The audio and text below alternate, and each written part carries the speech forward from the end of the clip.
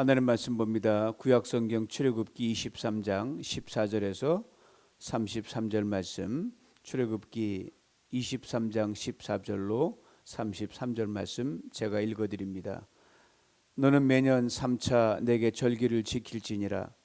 너는 무교병의 절기를 지키라.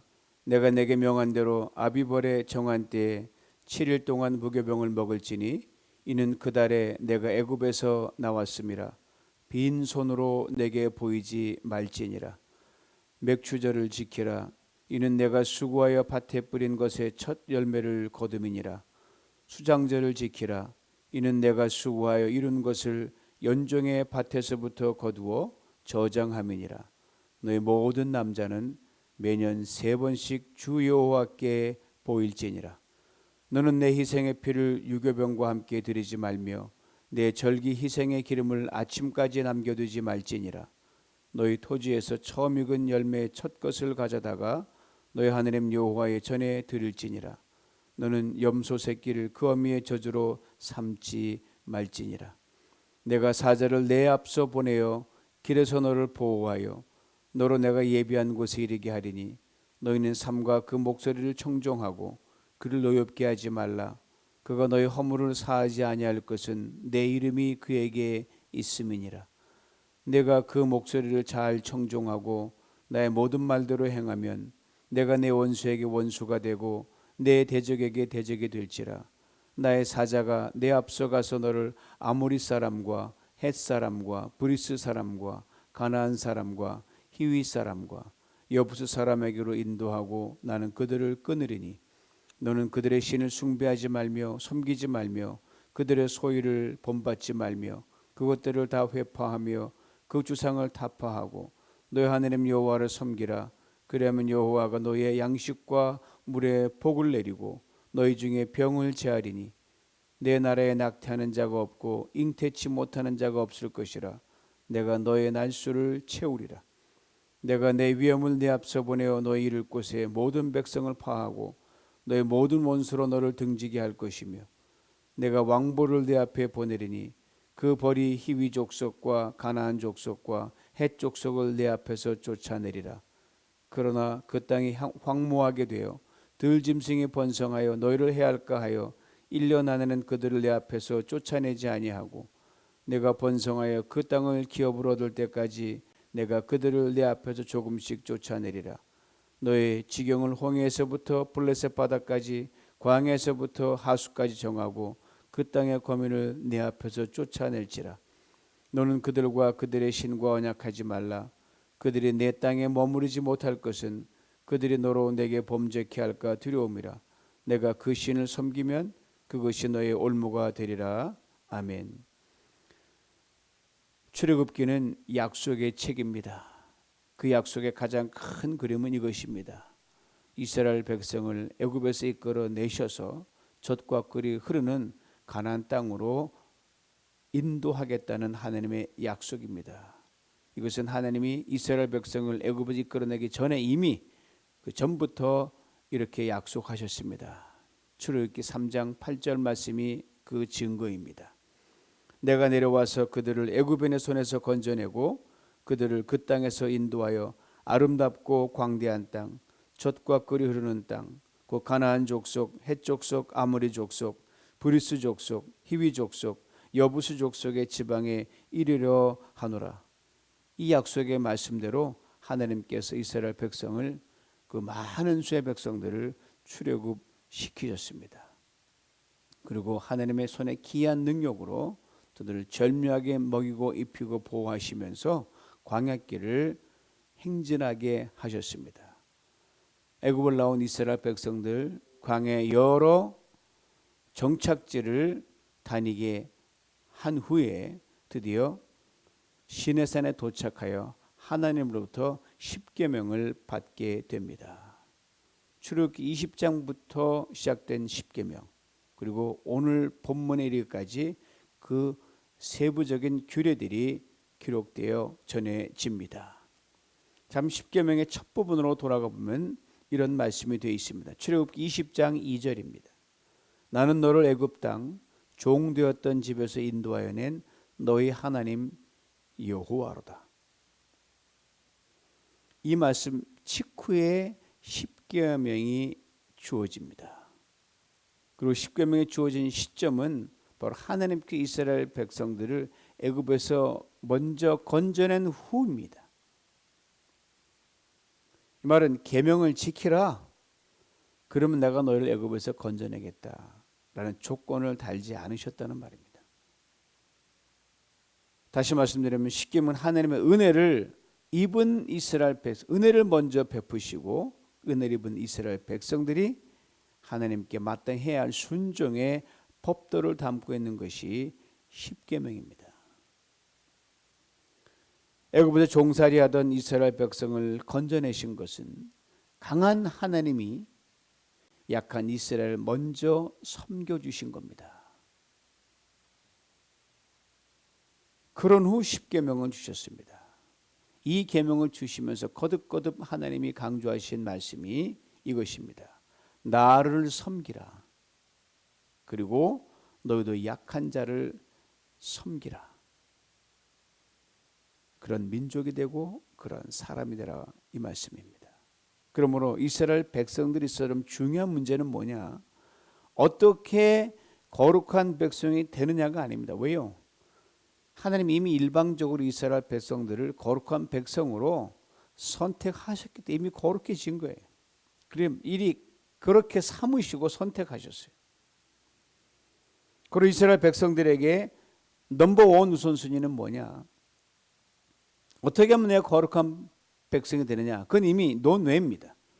이미 거룩한 백성이 된 그렇게 삼으신 자신들이 어떻게 자신들의 삶에서, 그들의 삶의 영역에서, 일상에서 그 거룩한 백성으로 삼으신 그 지위를 끊임없이 흔들림 없이 유지해 가느냐, 이것이 최우선순위의 관심사고 그들의 해야 할 도리였습니다. 이런저런 계명을 행해야 거룩한 백성이 된다가 아닙니다. 이미 거룩한 백성으로 삼았으니 그에 걸맞게 살아가라, 이겁니다. 그렇습니다. 하나님은요, 사랑할 이유나 조건과 자격을 먼저 보시고 너는 내가 사랑할 자다, 너는 아니다, 이렇게 취사 선택하지 않으신 겁니다. 일단 먼저 사랑하기로 결심하셨고 일단 먼저 선택하셨습니다. 그리고 사랑할 자로 후에 다듬어 가시고 사랑과 섬김을 행할 자로 빚어 가십니다. 얼마나 놀라운 하나님의 뜻인지 모릅니다. 이를 위해 십계명과 그에 따른 크고 작은 규례들을 주신 겁니다. 그리고 거기에는 꼭 들어가야 할 필수 조항이 늘 붙어 있습니다. 즉 덜 행복한 사람들을 위한 삶을 살아가라는 겁니다. 덜 행복한 사람 누굽니까? 먼저는 가난하고 소외된 사람들입니다. 사회적 약자입니다. 동시에 거짓과 불의와 잘못된 편견으로 억울함을 호소하는 사람들입니다. 그리고 오늘 본문 앞부분은 이렇게 말해줍니다. 출애굽기 23장 6절의 말씀입니다. 현대인의 성경으로 읽어드립니다. 너희는 가난한 사람의 소송 문제라고 해서 공정하지 못한 재판을 해서는 안 된다. 또 허위 문책을 해서는 안 되며 죄 없는 자나 정직한 자를 죽이는 일이 있어서도 안 된다. 너희는 뇌물을 받지 말아라.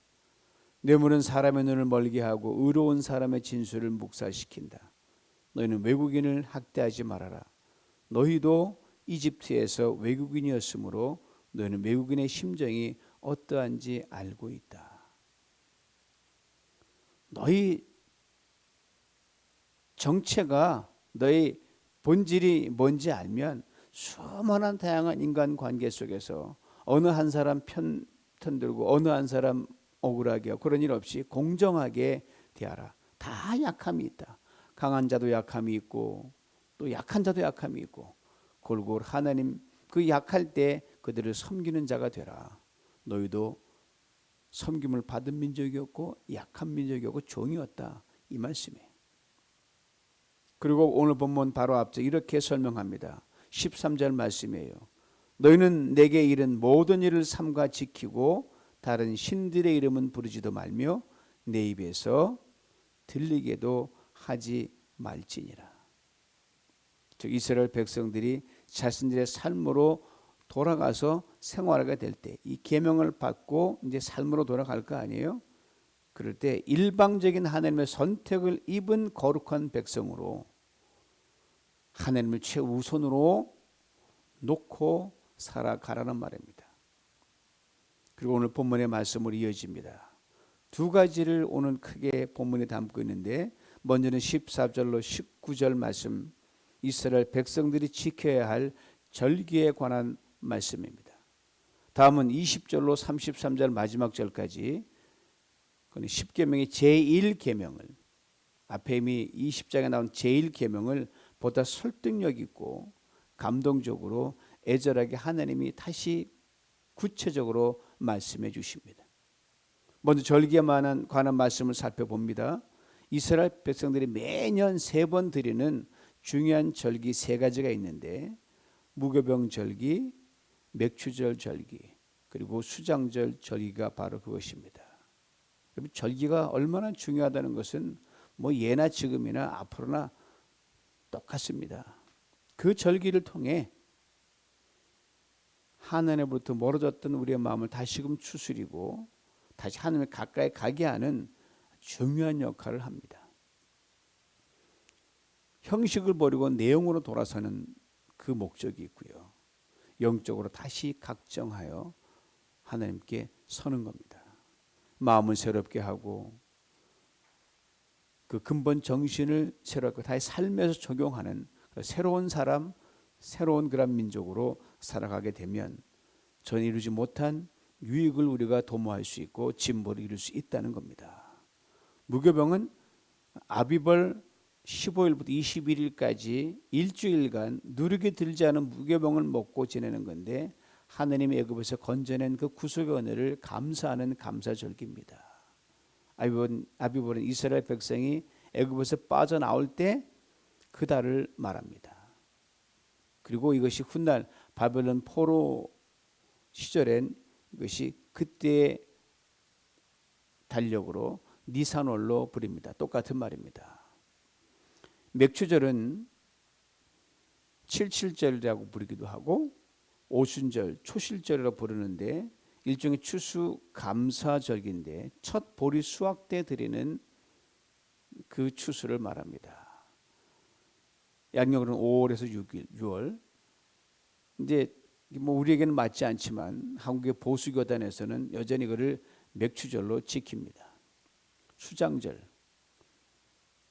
어떤 거둬들인 귀한 곡식들을 잘 저장해서 이렇게 보관하는 건데 초막절이라고도 불리고 장막절, 성막절이라고 불리기도 합니다. 현대 양력으로는 9월 내지 10월에 해당하는 거니까 이맘때쯤 팔레스타인에서는 포도, 올리브 등 모든 농산물의 수확이 끝나는 때입니다. 이 수장절이 우리가 요즘에 드리는 추수 감사절 절기와 비슷하게 맞아 떨어집니다. 추수에 대한 기쁨과 감사, 이렇게 많은 걸 거두기 위한 감사, 그리고 광야 생활에 대한 하나님이 절묘하게 먹이 입혔던 것에 감사, 이걸 되새깁니다.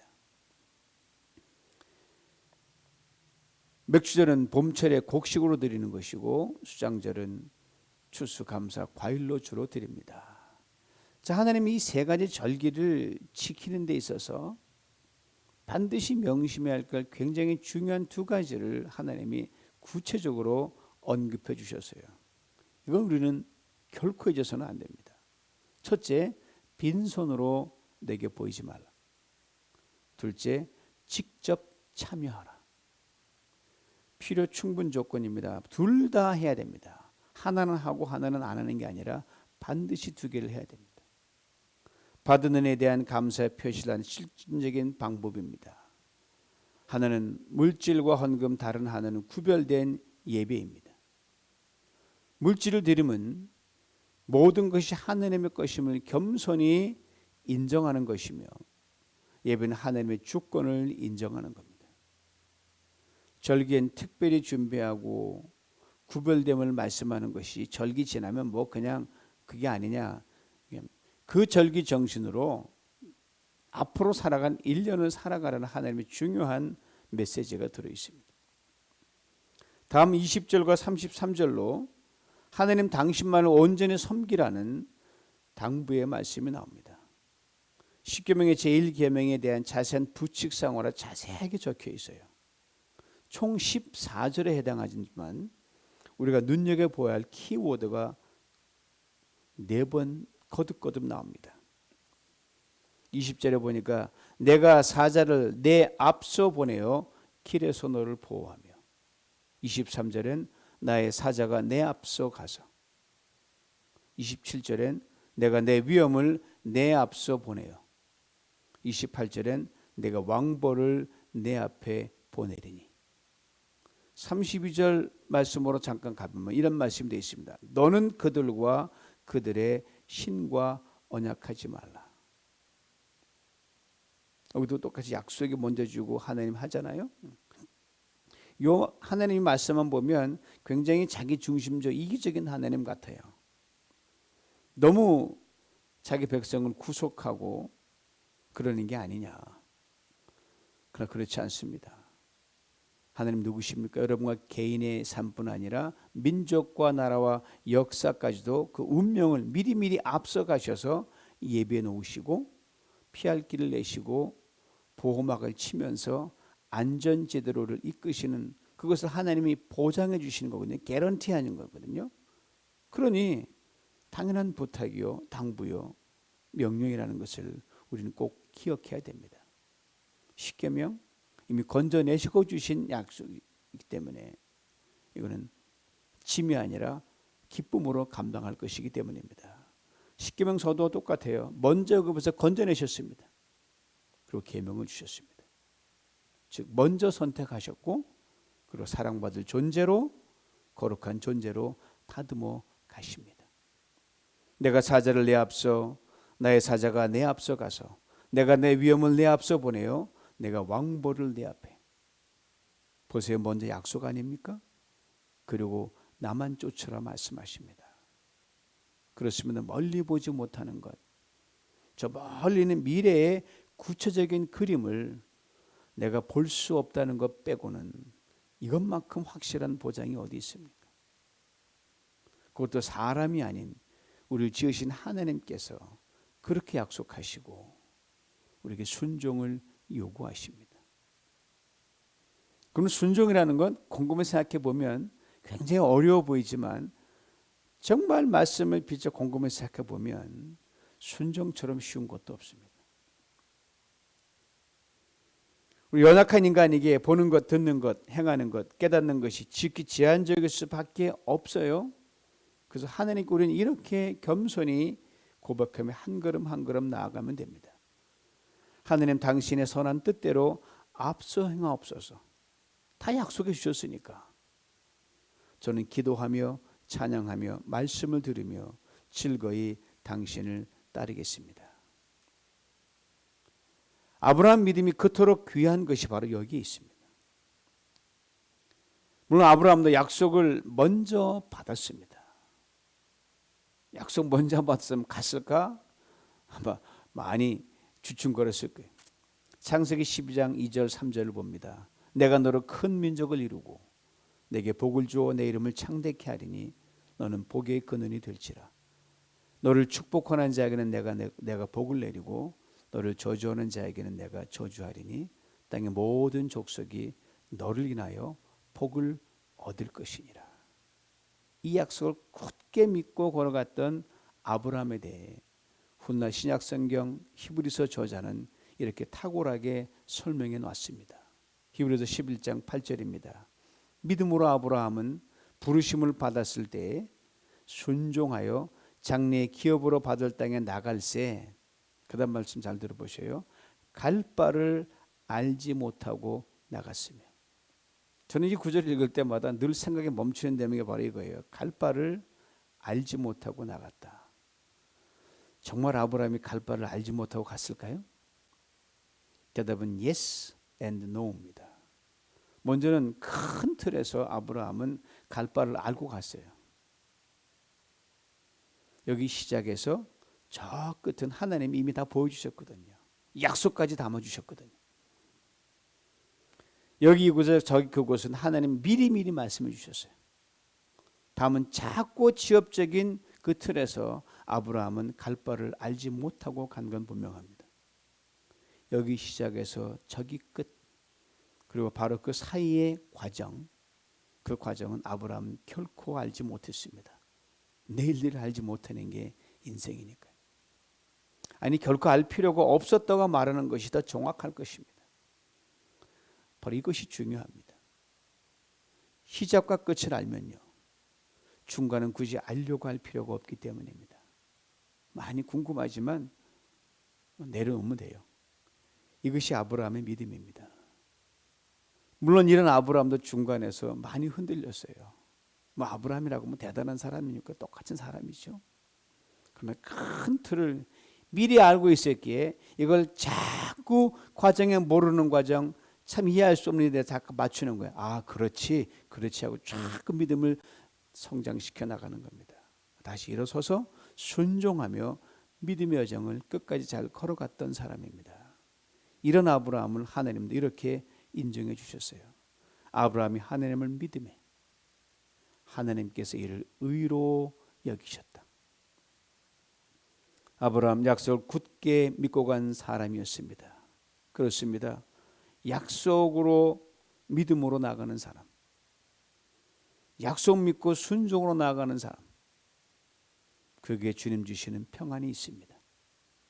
주님 주시는 담대함이 있습니다. 주님 주시는 지혜가 있고요, 주님 주시는 능력이 있습니다. 그리고 그 가는 길에 놀라운 축복에 대한 약속이 있습니다. 이에 대해 오늘 본문 25절과 26절은 이렇게 말해줍니다. 너희 하나님 여호와를 섬기라. 그리하면 여호와가 너희 양식과 물의 복을 내리고 너희 중에 병을 제하리니 내 나라에 낙태하는 자가 없고 잉태치 못하는 자가 없을 것이라. 내가 너의 날수를 채우리라. 네 가지 약속을 담고 있습니다. 첫째는 양식과 물의 복을 주십니다. 즉 인생의 크고 작은 모든 필요를 하나님이 기가 막히게 채워주신다는 약속이에요. 약속 믿고 순종하고 갈 때. 둘째는 병을 제하는 복을 주십니다. 요즘 말하는 웰비잉에 대한 약속이에요. 인생 나이 들어간다고 환경 많다고 건강에 받쳐주지 않으면 참 그것은 힘든 게 없잖아요. 웰비잉을 약속해 주셨고요. 셋째로 낙태하는 자가 없고 잉태치 못하는 자가 없는 복을 주십니다. 즉 자손의 축복과 형통에 대한 약속입니다. 마지막 네 번째는 날수를 채우는 복을 주십니다. 즉 장수에 대한 약속입니다. 어때요? 순종할 만하지요? 아시는 어차피 인생은 광야길 아닙니까? 고생합니다. 힘듭니다. 때로는 그 고생이 죽을 고생일 때가 있어요. 때로는 그 힘든 게 죽을 만큼 힘들 때가 있습니다. 그래서 광야죠. 그러나 한 가지 분명한 것은요, 하나님께서 이 광야길 저 끝, 그 종착 지점을 다 알고 계시다는 사실입니다. 이미 말씀하셨습니다. 광야길 다 간 후 들어가게 되는 젖과 끓이 흐르는 가나안 땅에 이것을 상징합니다. 얼만큼 순종하는가에 따라 그러므로 어렵고 힘든 광야 인생길이지만 그 과정에서 우리가 누리는 평안 지수와 풍족 지수는 하늘과 땅 차이입니다. 특별히 형편과 처지에 따라 우리의 순종이 고무들처럼 그래서 늘었다 줄었다 하면 제일 힘든 게 바로 납니다. 이런 점에서 오늘 우리가 함께 읽은 본문 14절에서 33절까지의 순서가 매우 의미가 있습니다. 하나님께서 25절에 이렇게 분명히 말씀하셨거든요. 너는 하나님 여호와를 섬기라. 계명입니다. 그리고 계명에 순종하는 길 오늘 본문 14절 19절에 이 두 가지로 압축해서 먼저 말씀하셨습니다. 절기를 설명하시면서 첫째, 빈손으로 내게 보이지 말라. 둘째, 나에게 보일지니라. 빈손으로 내게 보이지 말라고 했습니다. 그럼 온 천하가 다 하나님 것 아닙니까? 우리조차도 하나님 만드신, 우리도 하나님 거거든요. 근데 무엇 때문에 미리 말씀하실까요? 다 하나님 건데. 아신 대로 물질은 우리가 이 땅에 살 때만 필요합니다. 그리고 물질의 출처는 바로 하나님입니다. 이것을 분명히 인식시키시는 거예요. 그러므로 가난하든 부하든 형편이 어렵든 좋든 우리가 마음을 하나님께 열면요, 모든 것이 하나님이 주셨구나. 부족하지만 내게 이게 있구나. 하나님께 드릴 그 무엇이 발견되고 보이고 인정하게 됩니다. 그래서 형편대로 정성껏 우리의 빈손에 들고 하나님께 나가라는 말씀이에요. 그래서 참 이상하죠? 내가 아무 여유가 있어도 우리 하나님께 우리의 마음을 확 열어놔서 닫아놓으면요, 아무것도 드릴 수 없는 존재라고 자기를 그렇게 봐요. 없다만 나와요. 그리고 참으로 아무것도 아닌 것에, 정말 아무것도 아닌데 천근만근 무게를 느끼는 거야. 아이고 이렇게 느끼는 거예요. 그래서 다음에 다윗의 고백이 우리의 그토록 귀한 겁니다. 역대상 29장 14절 말씀 들어보세요. 나와 나의 백성이 무엇이관대 이처럼 즐거운 마음으로 들을 힘이 있었나이까. 모든 것이 주께로 말미암아 싸우니 우리가 주의 손에서 받은 것으로 주께 드렸을 뿐이니이다. 사랑하는 성도 여러분, 여러분의 빈손에 하나님께 받은 은혜를 생각하면서 정성껏 무엇을 담아 보십시오. 하나님 반드시 30배, 60배, 100배로 돌려주십니다. 빈손으로 나에게 보이지 말라. 하나님의 약속이 담겨있는 하나님의 말씀입니다. 그리고 나에게 보일지니라. 사실 이 대목이 더 중요해요. 부모님이 원하는 게 뭐예요? 자기들이 부모님에게 자주 얼굴을 내보이는 거예요. 뭐 손에 선물을 들고 오는 거, 뭐 용돈 뭐 온라인으로 보내는 것, 이게 아니에요, 여러분. 당연히 하나님도 우리 아버지 아니십니까? 우리 부모님이잖아요. 당연히 육신의 부모님보다 육신의 부모님도 그러하면 하나님은 더욱더 우리가 하나님께 얼굴로 보여드리기를 더 원하시거든요. 우리 지금 토요일 새벽에 하나님께 얼굴을 보여드리고 있는 거거든요. 귀한 겁니다. 하나님 얼굴을 보여드리는 게 뭐예요? 예배예요. 과거에는 시간을 정해서 예배 드리는 건 다였어요. 뭐 멀리 있는 사람은 1년에 3번밖에 못 드렸고요. 근데 이제는 달라졌습니다. 지구촌이 좁아졌잖아요. 삶이 바로 예배가 된 겁니다. 언제 어디서 누구를 만나든 무엇을 하든 하나님이 바로 내 앞에 서 있는 그런 심정으로 그렇게 살아가야 하는 것이기 때문입니다. 우리 지난 1년에 넘게 팬데믹의 깊은 터널을 지나온 우리들 이제 끝이 보이는 시점에 와 있습니다. 이루 말할 수 없는 고난의 시간들이었습니다. 그러나 팬데믹이 우리에게 가져다 준 귀한 선물이 하나, 매우 귀한 선물이 하나 있습니다. 즉 팬데믹 이전보다 하나님께 우리 얼굴을 거느 때보다 많이 보여주는 예배자로 우리를 받고 준 것이 바로 귀한 선물입니다. 이제 바야흐로 리오프닝을 앞두고 있습니다. 나라는 나라대로, 50개 주는 50개 주대로, 기관과 회사는 저들 나름대로, 교회도 그 개인은 개인대로 분주합니다. 그러나 일상으로 돌아갈 준비로 바쁜 이때에 그리스도인 우리들이 다시금 깊이 되새겨야 할 것이 하나 있습니다. 팬데믹의 고난의 시간 동안 어렵게 되찾은 예배자의 모습을 결코 잊거나 잃어버려서는 안 된다고 하는 사실입니다. 그러기에 여전히 광야를 걷고 있는 우리에게 하나님께서 간곡히 말씀하십니다. 나에게 보일지니라. 주님이 또 말씀하십니다. 빈손으로 내게 보이지 말라. 나에게 보일지니라. 그렇습니다. 주님의 이 말씀, 이 계명, 약속에 있는 계명입니다. 축복을 담고 있는 계명입니다. 이 말씀을 이해하고 순종하는 우리 모두가 될 수 있기를 원합니다. 그리고 그 순종, 세월이 가도 결코 변함이 없이 날마다 그 순도를 높여가는 중에 광야 인생길 우리보다 앞서 가셔서 하나님께서 예배 놓으신 젖과 꿀이 흐르는 가나안 땅을 여러분 인생의 때는 물론 대대로 이어받는 성도님 다 될 수 있기를 주님의 이름으로 축원합니다. 기도합니다. 하나님 아버지 감사합니다. 모든 것이 주께로 왔음을 우리가 다시금 인정하고 고백합니다. 광야 같은 지난 1년은 넘는 팬데믹 기간 동안 우리를 긍휼히 여겨주셔서 먹여주셨고 입혀주신 하나님의 은혜를 감사합니다. 우리가 하나님과 다시금 얼굴을 볼 수 있는 예배자로 설 수 있는 시간이 많아지게 하셨던 것 감사합니다. 다시 리오프닝하면서 새로운 차원의 광야 인생 걸어가는 우리들 주님 말씀 앞에 다시금 섭니다. 약속에 담겨있는 이 계명에 다시 섭니다. 전능하신 하나님, 하나님 앞에 우리가 빈손으로 보이지 않게 만들어주시고 하나님께 얼굴을 자주 보이는 우리 신령한 믿음의 사람, 순종한 사람 되게 하여 주시옵소서. 그래야 아버지 과정의 모든 어떤 것도 염려하지 않고 저 끝을 보여주며 우리를 인도하시 주님의 손을 굳게 잡고 아버는 믿음으로 한 걸음 한 걸음 가면서 주님 주시는 축복을 받아 누리는 우리와 우리 후손들에게 은혜를 내리워 주시옵소서. 예수님의 이름으로 기도하옵나이다. 아멘.